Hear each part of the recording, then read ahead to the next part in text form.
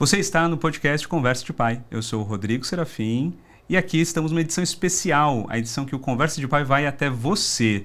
Mas antes eu quero falar do objetivo desse podcast, é ajudar você, pai, mãe, educador, a caminhos mais conectados, possibilidades de ensino muito mais respeitosa e maiores vínculos com as crianças.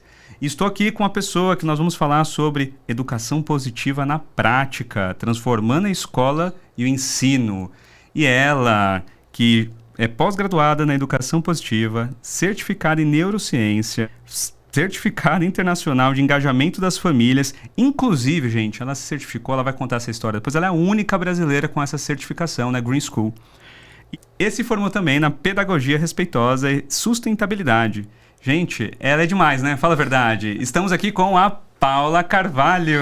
Muito legal. A apresentação dessa, sim, a gente fica de sorriso orelha a orelha, né? Mas foi uma imersão que a gente vai conversar um pouquinho aí sobre essas formações diferentes aí. Você estudou um monte de coisa que eu estudei aqui. Vai ser muito divertido esse bate-papo nosso, então, hoje. Me sinto pronta. Ah, ótimo. Paula, o meu propósito é ajudar pais, mães em caminhos mais respeitosos, com maiores vínculos com seus filhos. Qual o seu propósito? Uau, chegando então, né? Lógico. Combinado.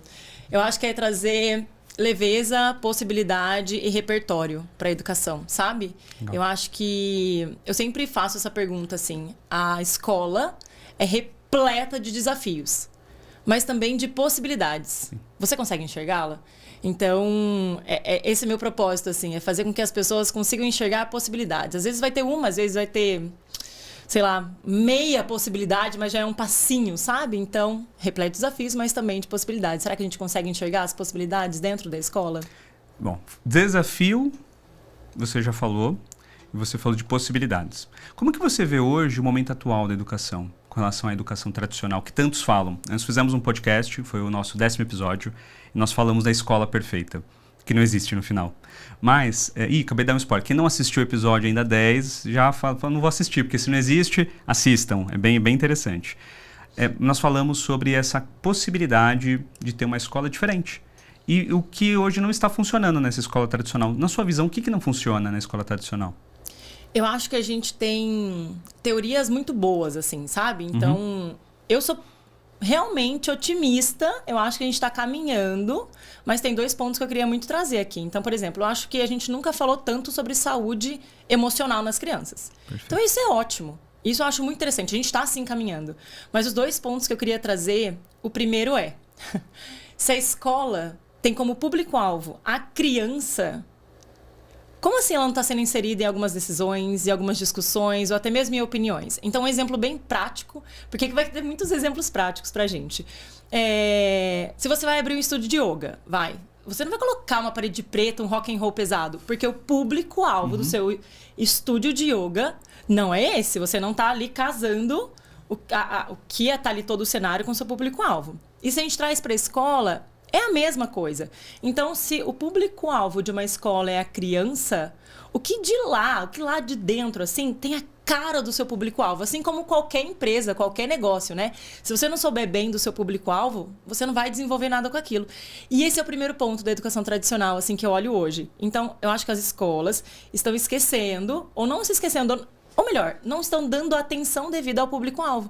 São escolas, são crianças e adolescentes. Então... do que 50 minutos sentado? Intervalo de 10 minutos? Não, peraí, isso daqui não faz parte do seu público-alvo. Apostilas, assim, super engessadas, né? Eu falo para meus alunos que livro nos libertam, não nos aprisionam, né? Então, o que a gente pode usar dali? Então, esse é o primeiro ponto.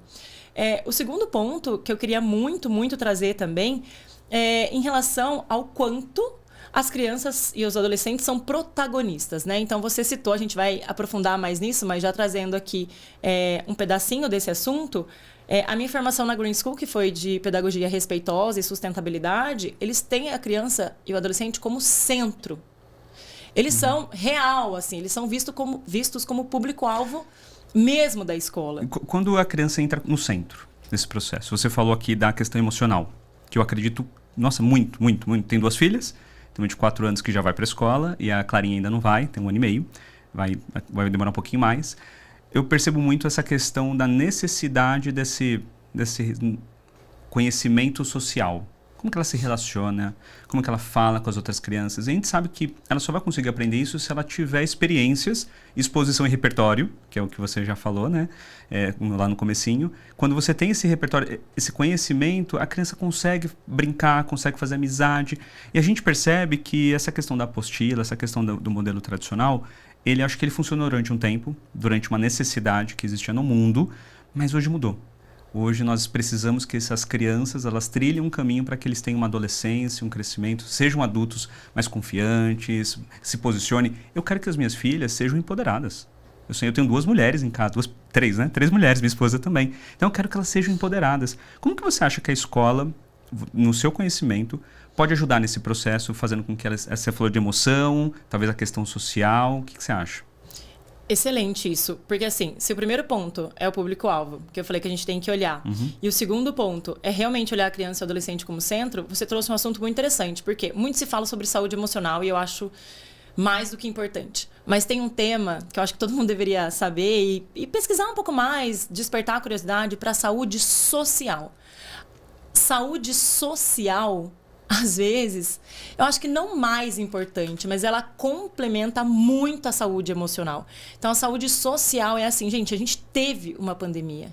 Não dá para continuar fazendo como antes. A gente teve a pandemia. Então, esse é um ponto essencial, sabe? É como se a gente usasse um exemplo, tá? Imagina um mapa.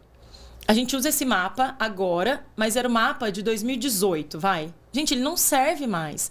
E o que eu vejo da educação tradicional é a gente tentando usar o mesmo mapa, mas assim, se você for virar a terceira rua à esquerda ou à direita, que antes era uma farmácia, agora não, agora, sei lá... prédio. É um prédio, entendeu? E na escola é a mesma coisa, na educação é a mesma coisa. Não dá pra gente usar mapas de anos atrás. E de um ano atrás também, acho que não rola, né? Então, a gente tem que realmente se atualizar e olhar para esses 2 pontos, Rodrigo, que eu acho que são essenciais. Saúde emocional, que todo mundo fala, eu acho ótimo, perfeito. Mas também a saúde social das crianças. A gente precisa olhar da maneira com que a gente está se relacionando, né? E por isso que eu falo sempre que a gente se conscientiza para transformar. Então, é conscientizar para transformar. Conscientizar desse mapa. Que mapa que eu estou usando agora? Eu tenho uma frase que me falaram esses dias que... Quando somos ignorantes ou não conhecemos aquele tema, ele é invisível. E é o que você falou, é conscientizar. Eu adorei essas analogias. O mapa, o yoga. Tô só anotando, tá? Eu adoro analogia, inclusive. Porque a analogia ajuda a gente a refletir um pouco melhor, né? Às vezes a gente não tá no nível, eu não tô no nível de consciência que você tem hoje. Você é muito mais aprofundado em alguns temas, você tem uma formação que, para mim, assim, uma formação que a gente vai falar sobre ela daqui a pouquinho. É muito, muito, muito específica, porque você é a única brasileira, então acho que existe uma questão bem interessante com relação à sua formação, que acho que te traz aqui também, para você compartilhar todo esse seu conhecimento, a sua jornada. E deixa eu fazer uma pergunta, você falou de saúde social. Eu acho que você deve ter sido uma das primeiras pessoas que me falou esse termo. Eu nunca tinha ouvido esse termo exatamente do jeito que você falou, eu achei incrível. Como a gente não olha para isso? Qual que é o impacto de uma criança que não tem essa saúde social? Você pode falar um pouquinho da emocional também, que eu sei que ela é muito importante. Qual que é o impacto no desenvolvimento dessa criança, principalmente na primeira infância? O social começa muito o adulto e a criança, né? Nós sermos, né, no geral, espelhos para ela, né? E termos isso como social de respeito e de profundidade, né? Às vezes, Rodrigo, todo mundo que tá ouvindo a gente, eu tenho muita impressão de que a gente oferece uma porção de migalhas. Então, imagina assim, não é que a gente oferece um pouco, às vezes, o que é possível e de qualidade. Não, a gente oferece, às vezes, uma porção. A gente entope crianças de migalhas. E como ela já está entupida, a gente acha... E eu vou explicar o que eu quero dizer com isso, assim. Não, ela está entupida, ela está muito nutrida. Mas ela está nutrida de migalhas. Então, um exemplo muito simples, assim. A gente compra brinquedos...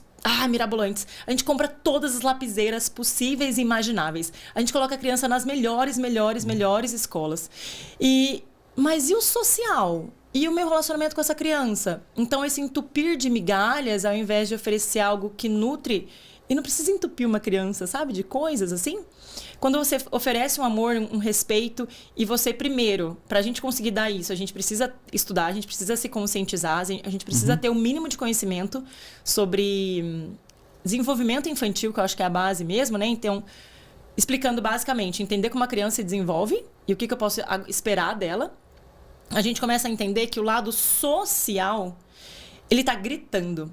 Por quê? De novo, essas migalhas, vamos dar nome a elas, assim, seria muita tela, excesso de brinquedo, excesso de atividades no dia a dia. Então, eu realmente acredito que quando a gente tira o excesso de migalhas, que você vai ver ali não tá conectando, o lado social tá totalmente ignorado, a gente começa a oferecer algo mais nutritivo e é muito mais simples. Uma ida ao parquinho, Rodrigo. Nossa. Uma ida ao parquinho da esquina. E trazendo isso pra escola, é ali um olho no olho. Falar, meu amor, você tá bem hoje?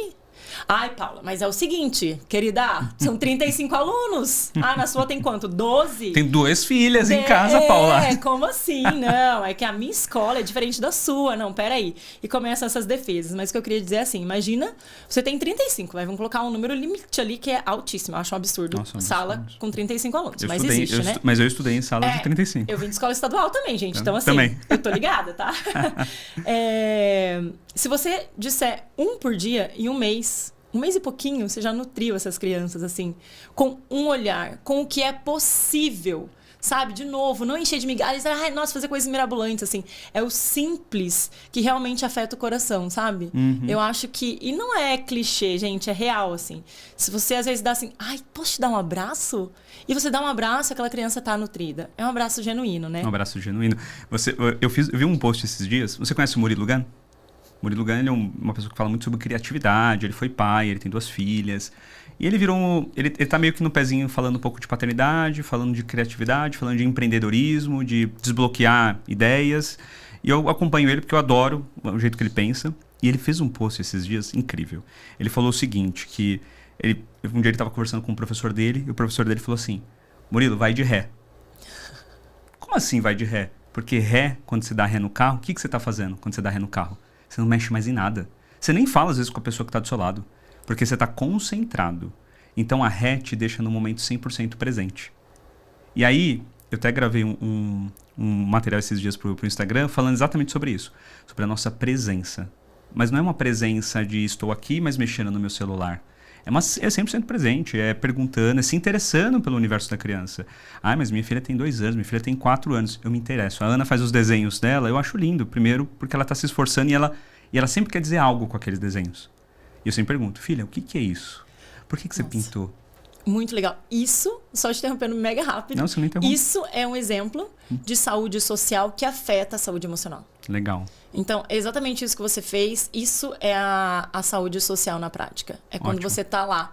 Mas você tá presente no seu presente, sabe? Então e na vai de sua ré. presença. Então, Vai a de gente ré. tem que ir de ré. Eu fiquei pensando nisso. Quando ele falou vai de ré, eu falei, cara, é verdade, eu nunca vou mexer no celular andando de ré. Jamais. Meu Deus, nem de frente direito eu ando. Bom, e aí, você falou aspecto, eu adorei isso da educação, da saúde social e da saúde emocional conectadas. Eu acho que eu concordo. Ficou inclusive, muito claro para mim essa conexão. Agora eu quero trazer um outro viés aqui, um outro olhar para você. Você é pós-graduada na educação positiva, estou estudando também, estou lá, eu me formo esse ano. Você já trilhou esse caminho. E aí uma pergunta para você. Nós temos ali os personagens da educação. A escola, os professores, né?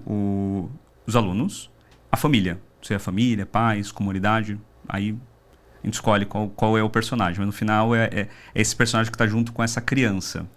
Como que você acha que eles podem interagir entre eles? Ou melhor, como a educação positiva pode ajudar no processo de conexão entre eles para fazer com que as crianças tenham uma educação mais respeitosa, tenham mais empatia na escola? Como que você acha que eles podem se posicionar com relação ao cenário aí que você já viu na sua vivência na prática?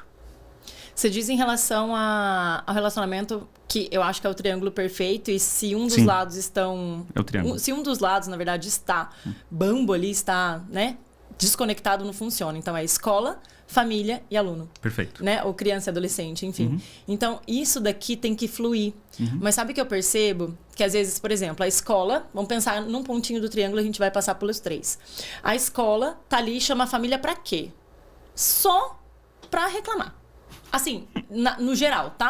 Ou pra falar a mesmice, assim. Então, nunca pra perguntar... Nossa, gente, ó, veio uma ideia agora. Nunca pra perguntar, por exemplo... Família... O que você acha que a gente precisa melhorar na escola? Cara, olha, eu nunca perguntei isso pra uma... Nunca pesquisei, assim. Eu nunca ouvi uma família falar, nossa, uma escola já perguntou isso pra mim. Porque ou você vai pra falar de nota, se o seu filho passou de ano ou não, tudo muito raso. E eu gosto de profundidade, né? Então, você nunca chamou a família pra falar, o que você acha aqui que pode melhorar? O que você acha aqui que tá legal? E o que você acha, família? E família, tá, gente? Só um parênteses, não fala mãe. Porque, assim, bilhetinho de escola é mãe, não sei o quê. Ai, família, mãe. Ah, família. enfim, chama de família, vamos normalizar isso, né? São as pequenices que fazem fazem grandes diferenças. Então, esse ponto. Então, como que a escola está engajando as famílias dentro da instituição? Então, a escola está chamando como essa família para ir para lá? Porque, Rodrigo, o que eu mais ouço de professores a família que precisa nunca vem. A família que precisa nunca vem. Eu falo, tá, mas se a família vier, ela vai levar o quê para casa? Perfeito. Reclamação, encheção de saco. Ela falou, pra que eu vou lá? Só vou ficar ouvindo. E daí... Você percebe que tem violência dentro da escola, e daí a escola reclama do aluno, aí o aluno chega em casa, tem violência dentro de casa. Então, é uma coisa insana, assim. Então, vamos lá, organizando nosso pensamento. Se a escola chama a família só para reclamar, ou para mostrar um número no papel, nota, ali não tem uma relação, não tem conexão. É tudo muito sempre o mesmo, sabe? Então, logo a família vai saindo. A família em relação ao aluno. Que parte que entra? Porque, assim, vamos combinar? Só tem tarefa. E tarefa é uma demanda pra família. Concordo. E é insano. Tem crianças de 7 aninhos, assim, 6, 7 aninhos, lotado de tarefa. Sendo que a criança precisa brincar. Inclusive, isso é lei. Né? E daí a gente percebe que essas partes do triângulo estão todas tremidas, sabe? Estão todas tremidinhas, todas abaladas, assim. Mas, Paula, qual seria o ideal, então? Eu não acredito muito no ideal. Eu acho que eu vou mais pelo possível, sabe? Então, o que é possível dessa escola? Vamos observar. Vamos fazer uma reunião de pais falando assim, Rodrigo, o que você faz de bom aí? Eu não faço nada, mas a padaria da esquina faz um bolo de, sei lá, fubá delicioso. Então, vamos começar a mudar um pouquinho o cenário das reuniões das escolas? Vamos trazer? Porque quando esse triângulo, ele flui, gente... A criança é beneficiada, a escola é beneficiada, a família é beneficiada. Todo mundo, assim, você vê que rola um engajamento, aí você vê que tem esportes, e a família estão lá, sabe? As famílias, né? Estão lá para torcer. Então, tudo parece que começa a ficar até mais gostoso na rotina. Gostoso. É porque você falou lá no começo, vou trazer uma fala sua no começo. Você falou da criança no centro. E quando ela não está no centro, quando a gente aprende que ela deveria estar, é gritante. Você fala, cara, mas como que a criança não... Por exemplo, nós estamos no nosso projeto, teremos uma escola... no ABC, que vai ter lá como abordagem principal Reggio Emilia. Também teremos um outro pilar que é educação positiva. E qual é uma das nossas premissas básicas? A criança tem que ir na primeira visita. Porque se o ambiente é para ela, ela tem que ir lá. Ela tem que sentir como que vai ser o dia a dia dela, se aquilo vai agradar, se aquele ambiente é interessante. Porque quando nós falamos da criança no centro, muda totalmente as nossas atitudes. Lá em casa, a gente entende isso hoje. Por exemplo, a gente tem um dia muito corrido. Aí pega um dia normal que a Ana precisa ir para a escola, aquela loucura, né? Aí tem aquele estresse, aí eu e minha esposa às vezes nos estressamos, porque tem que sair no horário, não sei o que lá. Mas quando a gente para respirar, quando a gente vai de ré, quando a gente está presente, a gente fala, calma aí, eu tô com as minhas necessidades de adulto querendo influenciar na vida da criança que está ali, simplesmente vivendo. E eu tô começando a empurrar ela para, filha, tem que fazer, tem que recolher, tem que comer, tem que dar, tem que dar, né? Por exemplo, no livro da Laura Gutman, que eu li sobre a criança... no centro, eu esqueci o nome do livro, acho que é alguma coisa assim. Ela fala muito sobre você mostrar para a criança que ela consegue fazer as coisas. Então, por exemplo, na hora da alimentação, por que a criança tem que comer na hora que todo mundo come? Por que você subentende que todo mundo tem que comer no mesmo horário? Porque nós fomos criados assim. E aí agora eu vou falar uma coisa para você. Você falou aqui do triângulo. Eu vou trazer 2 paralelos. Vou usar a sua estratégia de analogia. Primeiro, para nossa família, para nossa casa. Quando nós não vivemos, nós dificilmente conseguimos ensinar, porque nós não conhecemos aquilo. Então, para a gente não existe. Para a escola, quando ela não vivencia ou não chega nessa informação, ou que existe esse outro universo, ela também não consegue vivenciar. Como a gente traz essa vivência para as escolas, na sua visão? Eu acho que primeiro, cuidando dos professores. Legal. Eu acho que autocuidado...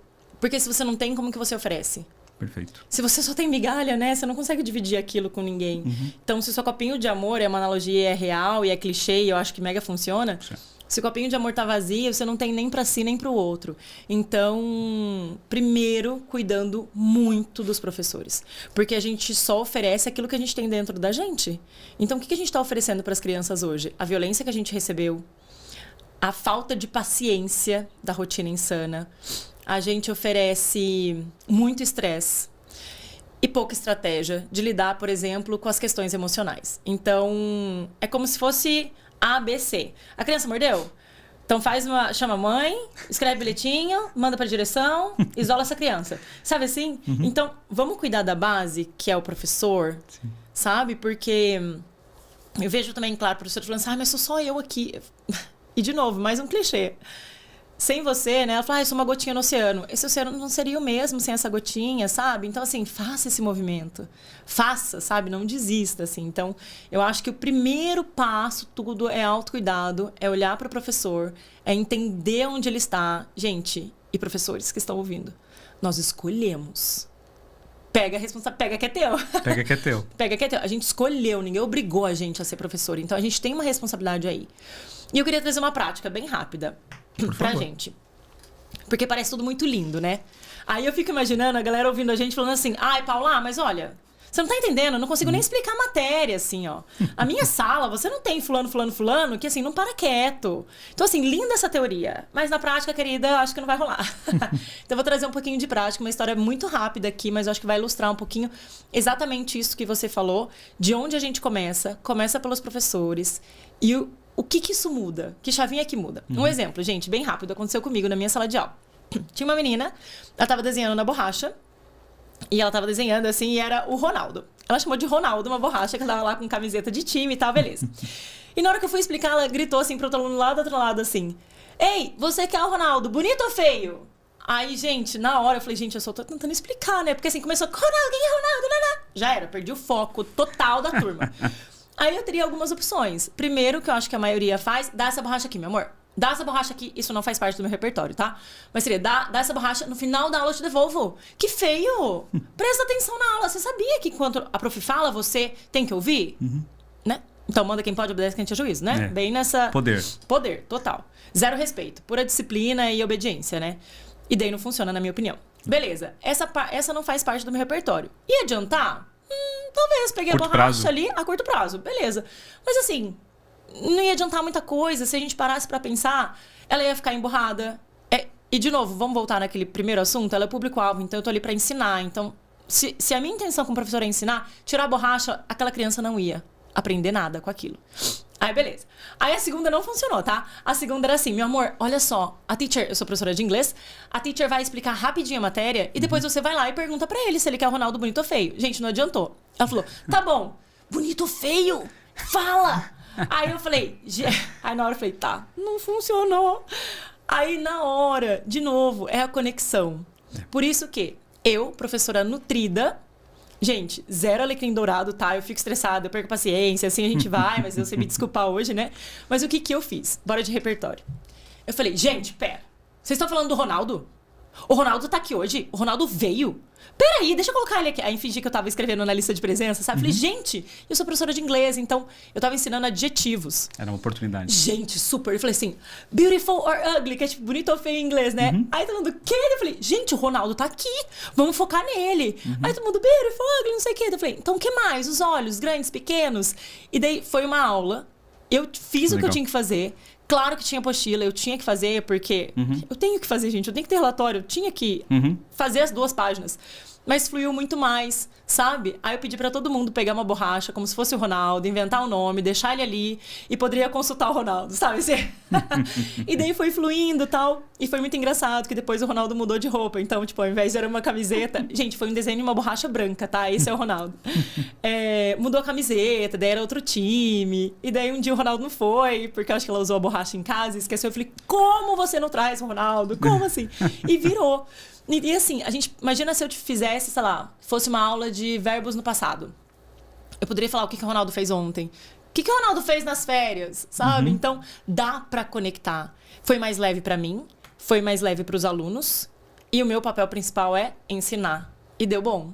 Cara, eu queria estar na sua sala. Ai, delícia, é bom demais. Eu me divirto, gente. Que divertido. Não, eu me divirto olha com como eles. você mudou a trajetória e às vezes na minha casa, eu não tenho uma sala de aula com alunos, mas eu tenho 2 aluninhas lá, né? As minhas bonecas. E às vezes acontece isso também em casa. Acontece, óbvio, o momento que você vai perder ali a mão, né? Vai perder a direção. Porque às vezes tem nosso cansaço ali e tudo mais. Mas a conexão, ela é tão importante. Esses dias a Ana ia tomar a vacina e ela tava chorando. Ela não queria tomar vacina, tava chorando um dia antes. A gente sempre avisa antes. É o nosso processo, nós somos muito transparentes com ela. A gente fala que vai rolar, você vai tomar vacina, porque já é o processo. E aí eu lembrei da neurociência, né? Lembrei da minha professora, a Priscila Xavier. Aí fiquei lembrando, falei, poxa, o que eu posso fazer para ajudá-la? E tem coisas que vão funcionar bem porque são questões muito de práticas e estão conectadas com ciência e tudo mais. Mas o vínculo, meu Deus. Porque eu tentei, poxa, eu vou pegar um problema, vou pegar lá, usei lá o cérebro da criança, o andar de baixo com o andar de cima. Poxa, eu entendi, ela está aqui com medo, então ela está entrando no modo que ela está congelando por conta do medo dessa vacina, então eu vou tentar acessar o andar de cima mesmo ela não tendo um andar de cima ainda pronto. Então, vou tentar trazer coisas boas para ela. Não, é que a vacina não estava funcionando. Eu simplesmente falei assim, filha, vem aqui, o papai vai te dar um abraço. É isso. Aí eu abracei, sabe o que eu fiz? Eu fui vulnerável. Eu falei, filha, eu também não gosto. O papai também chorava para tomar vacina. Aí ela, na hora, Paula, ela parou de chorar e ficou olhando para mim. Por quê? Ela entendeu, falou, caramba, ele entendeu o que eu tô sentindo. Foi o que você fez. É isso. Falei, se eu fazer tal coisa, vai ser muito pior. E quando a gente usa empatia, dá para usar sempre? A gente tem que se esforçar, porque como você mesmo falou lá atrás, não foi assim a nossa educação. A minha educação não foi assim. Nem então, a minha. Às vezes eu paro e respiro. E como que você faz? Você não teve isso. Como que você foi buscar? Você foi aprender? Olha, eu arrisco dizer que a gente não consegue sozinho. Eu queria até falar assim que a gente nunca consegue, mas eu sei que nunca é muito, né? É muito. Nunca e sempre é muito, assim. Mas eu só consigo, assim, porque realmente, primeiro eu cuidei de mim. Eu estudei pra isso. Então, às vezes o professor tá muito cansado. Gente, tá muito cansado, tá esgotado, tá desvalorizado. Então, a gente precisa disso, né? Por isso que eu falo que eu não tenho plano B. Meu plano A é cuidar de professores de escolas e de alunos, assim, com formações e tudo mais. Porque, às vezes, realmente não vai ter o que fazer. Mas eles, né, no geral, eles terão sempre o meu aconchego, sabe? Então, fala assim, meu amor, é o seguinte, você queria muito brincar agora, né? Mas olha só, a gente vai ter que fazer isso aqui. Ai, tá chato, hoje não tá afim, né? Realmente, a teacher às vezes também não fica afim. Mas como que a gente pode fazer? Vamos usar canetinha colorida? Vamos... E, gente, eu sou professora, eu sei que eu tenho... Eu acho que o professor vem com um pouquinho de dom, assim, de tirar a coisa da manga, assim, Nossa, sabe? Porque muito. são muitas crianças, né? A minha sócia lá na escola, a Marina, quando a gente tá em casa com as crianças, tipo, quando as famílias se encontram, ela faz umas coisas com as minhas filhas e fala, meu, ela tem um dom. Onde ela tirou isso? E minha filha adora ela. Do nada ela chega e fala, vamos brincar com isto? É, tipo, eu lembro, sabe o quê? De um chapéu do Caverna do Dragão. Aquele que é um mago, que ele tira o chapeuzinho e pega um monte de coisa, assim. Mas a diferença é que a Marina sempre tira alguma coisa que realmente funciona. Eu falei, meu Deus, de onde surgiu esse negócio? A experiência. Experiência, né? E às vezes é só acolher, né? Então era só esse ponto mesmo. É acolhimento e essa visão do acolhimento que você teve. E é incrível você falar da professora. Eu concordo plenamente com você. Se a professora, a escola da minha filha, onde ela estuda hoje, que a minha não está pronta ainda. Ela tem algumas coisas legais também. Mas você percebe que não são todos que estão conectados com essas novas... não novas, mas com essa educação mais respeitosa. Por quê? Porque os professores não estão sendo cuidados. E não é cuidado de ensinar a teoria, é cuidar de fato daquele professor, dele como ser humano. Não é ensinar o padre a rezar, é isso. Quando eu vou em algumas formações, né, palestras, enfim, workshops, sempre vai assim, eu já deixo avisado. Falei, gente, eu não vim aqui ensinar o trabalho do professor, eu vim aqui mostrar a perspectiva da criança. Perfeito. A começar em nós, né? Eu tenho até tatuado no braço, assim, a começar em mim. Então, aqui sempre assim, a começar em mim. Então, primeiro eu cuido de mim, enche meu potinho, não é fácil, não é de ontem. Eu não criei esse repertório um mês atrás, então isso já há anos. A conexão com meus alunos também é uma coisa construída, não é de ontem. Então, mas vale a pena a construção, sabe? As crianças são muito, assim... É um mar de possibilidades ali. E se você der uma gotinha de amor, ela retribui com o oceano, assim. É um oceano para elas. A nossa gota é um oceano. E você falou de formação, né? E quando a gente começou a conversar, lá atrás, quando a gente te chamou aqui no podcast, você falou, poxa, eu tenho uma formação na Green School. Eu falei, ok, legal, Green School, show, uma escola verde, deve ser legal, né? E aí eu conversando com a minha sócia, aí eu falei assim pra ela, a Paula, ela formada na Green School, não entendi direito. Ela falou, meu Deus, a Green School! Ela quase caiu da cadeira. Eu falei, opa. Como assim? Aí eu fui dar uma stalkeada na Green School. Aí eu falei, o que é essa Green School? Falei assim, gente, para tudo, entra lá você no Instagram, não para não. Quando terminar o episódio, vai lá no Instagram, coloca lá Green School, vocês vão ver que loucura é aquilo.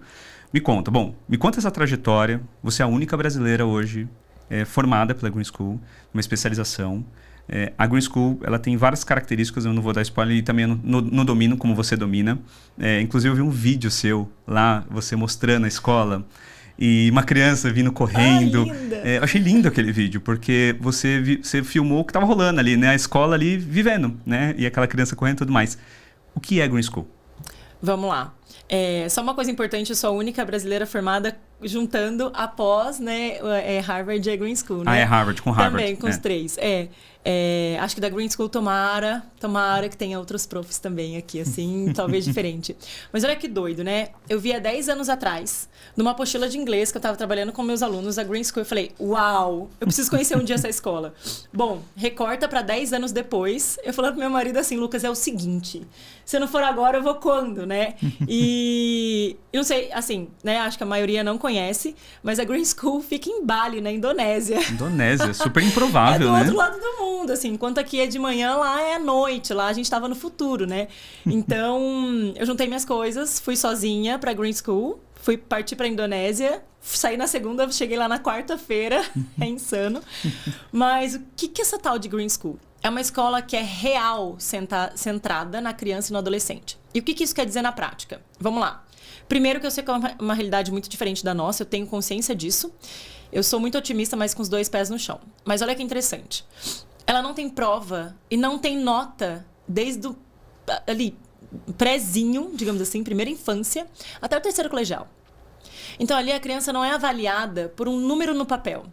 Porque cá entre nós, mais um parênteses, muitas crianças tiram, e eu me coloco nessa, tá? Total vulnerável. Eu tirava boas notas, mas muitas vezes eu colava, gente. Colava de tudo que a gente se imaginava, assim. Eu sentava na frente, ninguém desconfiava, olha que ótimo. Mas eu tirava minhas notas. E meus alunos hoje, eles falam, ai, teacher, mas sabe como é, né? Eu falei, eu sei bem.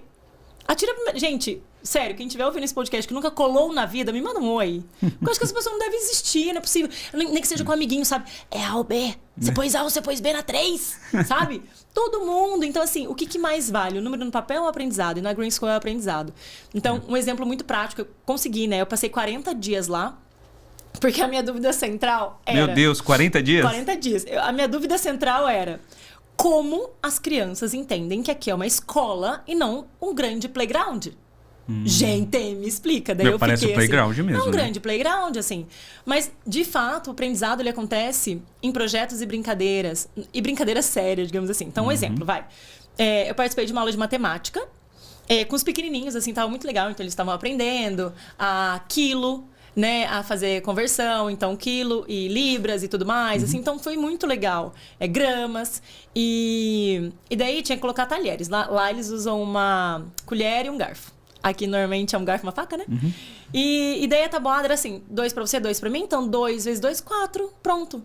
Então eles aprenderam a tabuada assim. Vivendo, não tem uma tabela pra ser, sabe, decorada. É na vivência. Então a aula de ciência, por exemplo, lá é um lugar muito, muito, muito... Bali é incrível, né? É uma ilha da Indonésia, então tem muito verde.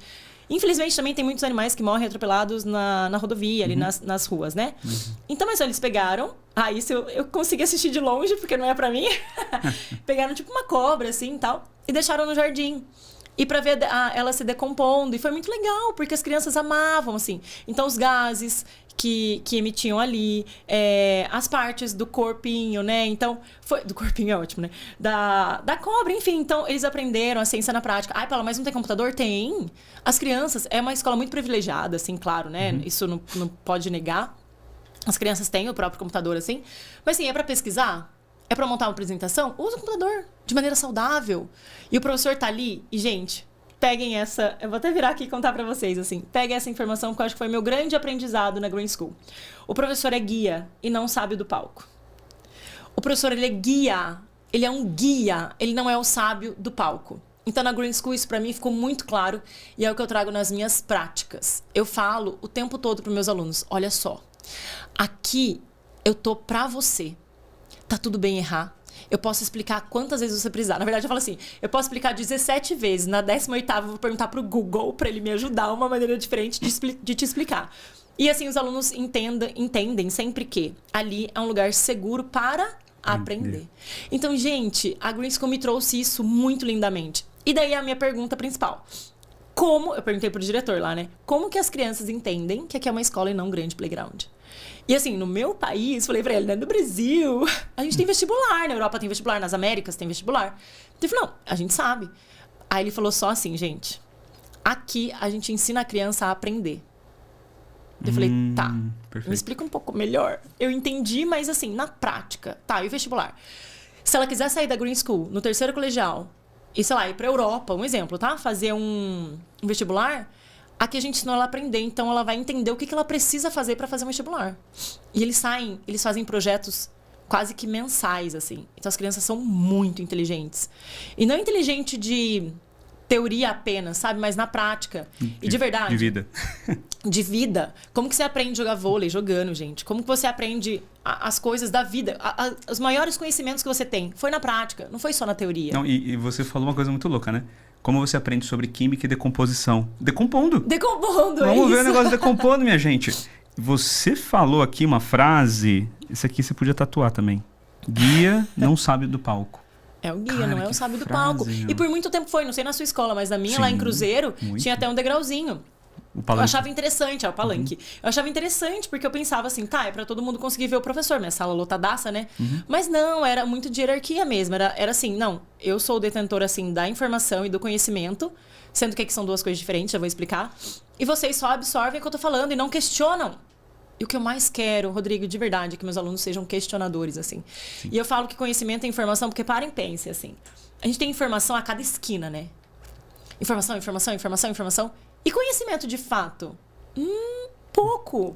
Então, é desse lugar, assim, que a gente precisa olhar, sabe? Então, a gente está sendo bombardeado de informação o tempo todo. Mas será que a gente está fazendo um filtro?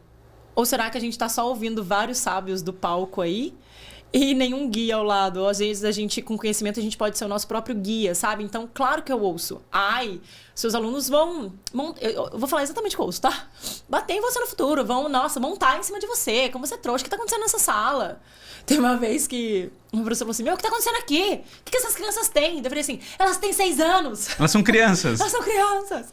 E assim, claro, né, que a gente é julgado. Mas daí, quando a gente entende que eu não vou seguir nenhum sábio do palco, eu vou ver as pessoas que estão ao meu lado, as referências que eu quero e criar a minha própria, sabe? Ah, mas eu vou tatuar começar essa a caminhar. frase. Vou é tatuar. boa, né? Tem frases que eu gosto de tatuar, viu? Eu também tenho uma aqui, ó. Better Together, que é o nosso lema lá em casa. Muito legal. E eu tenho uma outra aqui que tem vários significados. Eu adoro coisas com significado. E essa frase aqui, pra mim, ela deu uma batida aqui. Eu até anotei ela. E outra coisa que você falou que foi lindo, as crianças aprendem vivendo.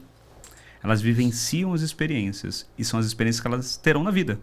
Eu vi um post esses dias, até me mandaram, que era uma escola e o professor chegou e falou assim, agora eu vou ensinar pra vocês coisas que são...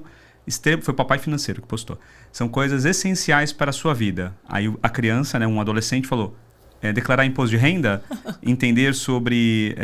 ele colocou coisas reais, né? Coisas que as pessoas precisam aprender. Aí volta para o professor. É o professor ensinando uma equação super complexa com um nível profundo. E eu não estou falando que numa equação super profunda ele não vai aprender nada. Eu sei que ajuda no raciocínio, pensamento lógico, coisas do tipo. Mas na hora que você volta para olhar para a escola... Poxa, as crianças têm que viver o que realmente é importante para a vida, para elas viverem bem. Você falou lá atrás, vou pegar aqui, saúde emocional, saúde social, aprender a brincar, aprender interações, aprender coisas acontecendo na prática. Poxa, Paula... E o principal questionamento das crianças, de novo, se a gente olha a criança como centro da escola e você der ouvido, assim, uma vez por mês, Rodrigo, assim, coisa simples, sabe? Cada professor uma vez por mês vai falar assim, e aí, galerinha, vocês acham que a gente pode melhorar aqui? Sabe? O que tava bom? O que não tá tão legal? A maior queixa é... eu vou aprender aqui, mas não vou usar na vida. Não vou usar. Perfeito. Pra que eu tô aprendendo isso aqui? Então, dê mais significado. Tá, a gente tem um currículo, não dá pra... Paulo, eu tenho um currículo a seguir. Sabe? Tem o MEC, tem tudo que eu preciso seguir. Ok. Mas disso que você já tem que seguir, o que a gente vai poder colocar o nosso amor, respeito, carinho e a escola, e a criança como centro? E aqui, assim, cara, às vezes você vai... Professora, vamos ler esse texto de português sentado ali na grama, no parquinho, porque tá muito frio? São coisas simples, não são mudanças mirabolantes. Claro que eu ia amar, eu sou super contra a prova, eu acho desnecessário. Mas quais as pequenas coisas do dia a dia que a gente pode fazer para mudar? Outro exemplo, mais projetos dentro da sala de aula e mais alunos conversando e fazendo junto. Ai, Paulo, é o caos. Não vou juntar, porque ali vai ser um com casca de bala do outro ali, né? Vai ser loucura. Tenta. Coloquem como protagonistas. Dê voz para essas crianças. Elas vão se sentir muito motivadas. Quando a gente se sente motivada, a gente caminha mais rápido, gente. Nossa, muito... Gente, engajamento é tudo nessa vida. Não, eu adorei. E uma coisa bem interessante que você me deu aqui como insight, dentre outros que eu comentei, é que primeiro eu vou para a Reggio Emilia, em abril de 2025, e depois eu vou lá para a Green School. Tem exemplos incríveis no Brasil também, tá, gente? Ah, é? Então... Tem exemplos maravilhosos aqui, assim. Eu acho que... Enfim, Ceará tem escolas fantásticas. Aqui pertinho eu tô do Vale do Paraíba, né? Aqui tem o Batuba, Ilhabela, tem várias escolas incríveis, assim, incríveis mesmo. É porque esse era meu sonho de 10 anos, né? Então eu tive que embarcar pra lá. Gente, eu adorei. Eu fiquei alucinado quando vi. Parece um monte de casa na árvore, né? Uma coisa maluca. Sim, gente, é uma coisa muito diferente. E lá é tudo... Ai, perdão. Lá é tudo de bambu porque é forte e flexível. Ah, você fala isso no seu vídeo, né? Ah, eu acho que tem lá, assim. Você fala isso no seu vídeo. Tem o conceito da Green School. Bom, vamos chegando já no final do nosso episódio. Eu ficaria aqui umas 3 horas conversando com você sobre esse tema. Esse tema é um tema que eu tenho gostado cada vez mais de falar, porque eu sei o quanto isso muda o mundo. A educação muda. E não só uma educação, mas uma educação respeitosa. Ela pode transformar as pessoas que estão chegando, essas novas gerações. Bom, finalizando, tem 2 perguntinhas que eu faço para todos. E eu quero te fazer essa pergunta aqui e eu estou super curioso para saber a sua resposta. Se você tivesse o poder de mudar algo no mundo, no seu mundo, o mundo que você conhece, precisamos ir no mundo universal, mas no seu mundo, o que você mudaria? Olha, eu prometi pra mim mesma que eu ia pensar nessa pergunta só agora. E eu acho que eu mudaria a forma com que a gente vê o outro, assim. Porque uma vez me perguntaram assim, o que você acha que pode mudar o mundo? Eu falei assim, é o amor. O amor muda o mundo. Mas eu comecei a ver muitas pessoas usando o amor, formas de violência como amor. Eu fiz isso porque eu te amo. Eu te bati porque é por você, porque eu te amo. Então, eu acho que o que eu mudaria é a nossa, né, a conexão entre as pessoas, mas olhando para o respeito. Então, eu acho que eu falaria mais sobre o respeito. Porque respeito não é aceitar o que o outro faz, não é achar bonito, sabe? Ai, Paula, mas eu não concordo com isso. Tá tudo bem você não concordar. Só respeita. Então, eu acho que... Antes eu falava muito que era o amor e realmente eu acredito. Que o amor muda real, assim. Mas é como eu comecei a ver pessoas associando o amor com vários discursos de ódio mesmo, assim, sabe? Aí eu comecei a olhar mais pro lado de respeito. Eu acho que é o respeito. Eu acho que se eu pudesse mudar alguma coisa, seria conscientizar mais as pessoas sobre o respeito. Acho que a gente conseguiria ter muito mais diálogo e muito menos violência. A gente conseguiria ter muito mais compaixão com a gente mesmo, sabe? Respeito ao nosso próprio corpo, respeito às nossas próprias ideias, respeito à nossa própria vida, né? E principalmente respeito à nossa própria liberdade, assim. E a gente limita muito isso nas escolas. Então, acho que seria esse ponto. Eu tenho um planner que eu preencho ele todos os dias de forma sagrada. Eu já estou aí de forma contínua há 4 meses. E tem uma pergunta, é um planner que eu fiz, tá? Foi um planner que eu mesmo fiz pra mim. E a pergunta é, o que eu quero ensinar para as minhas filhas hoje? E se eu te contar que 80% das vezes eu coloco respeito? E talvez 85% gratidão e os outros 15%, 20% entre outras palavras. Mas respeito eu entendo como uma chave, inclusive, da convivência familiar. Que aí vai pra minha próxima pergunta. O que é família pra você? Eu acho que família é ter pra onde voltar, sabe? Legal. Eu acho que o conceito de família, na minha cabeça, ele é extremamente amplo. Eu tenho amigos que são família pra mim.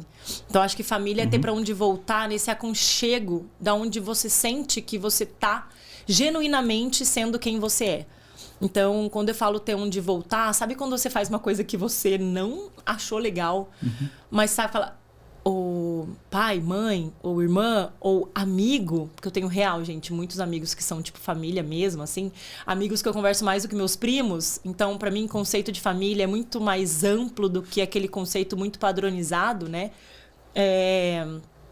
Amiga, semana passada, gente, eu falei, amiga, eu tô muito mal, eu tô passando perto da sua casa.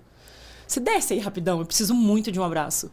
E, enfim, meu marido tá viajando, daí eu ia chegar em casa, não ia ter esse abraço, então ela, agora, só vou tirar o pijama, era tarde, assim, sabe? Isso pra mim é família, né? Porque meus amigos são a família que eu escolhi.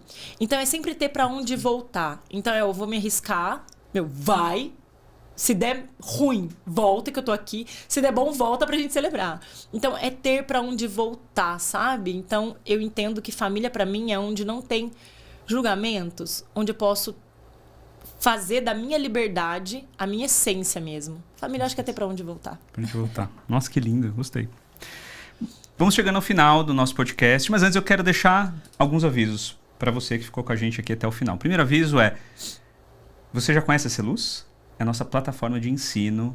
Entra lá, www.celuz.com.br. Lá você que é pai, mãe, educador, ter um conhecimento profundo sobre tudo que nós estamos falando aqui, sobre melhores práticas, melhores caminhos para uma educação muito mais conectada, muito mais respeitosa com as crianças, com seus filhos. Eu tenho certeza que nós agregaremos muito na vida de vocês. E eu quero deixar um presente para você, um presente de um dos projetos que eu estou envolvido, da Reeducando com Afeto. É um jogo da memória para ensinar as crianças a falar sobre emoção. E esse aqui ensina, viu? Eu falo em todo episódio que eu estou entregando, mas esse aqui ensina as crianças a entender quando ele está ansioso, quando ele está... eu sempre falo que a Ana fala sempre que, quando eu faço coraçãozinho para ela, ela fala que é amor. Aí tem um bonequinho que tem um olho, que é apaixonado com o coração, ela fala que é amor. Fala, pai, hoje eu tô amor. Ai, gente, obrigada, adorei. Vou usar super. Porque todas são bem-vindas, né? Não, você vai ver que todas as... Isso, e tem todas as que nós chamamos de ruins, mas elas não são ruins, elas são importantes. E as boas, que são experiências, são emoções aí boas também.